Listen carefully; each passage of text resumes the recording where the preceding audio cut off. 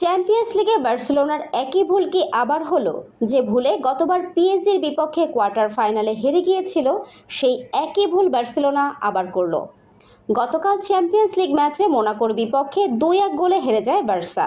ম্যাচের 10 মিনিটের সময় লাল কার্ড দেখে মাঠ ছাড়ে এরিক গার্সিয়া।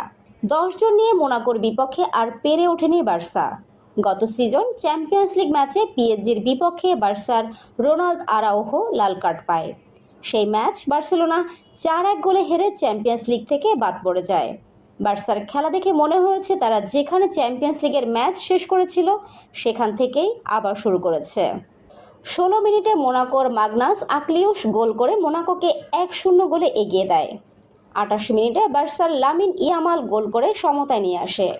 কিন্তু 71 মিনিটে মোনাকোর ইলেনিকিনার গোল শোধ দিতে পারেনি বার্সা। গতবার ফ্রান্সের ক্লাব পিএসজির সাথে হেরে বাদ গেল বার্সা। এবার ফ্রান্সের আরেক ক্লাব মোনাকোর সাথে চ্যাম্পিয়ন্স লিগের প্রথম ম্যাচে হেরে গেল। বার্সা কি ফ্রান্সের দলকে ভয় পাচ্ছে? যদিও বার্সা কোচ হ্যান্সি ফ্লিক বলেছেন তাদের চ্যাম্পিয়ন্স লিগ জেতার যোগ্যতা রয়েছে।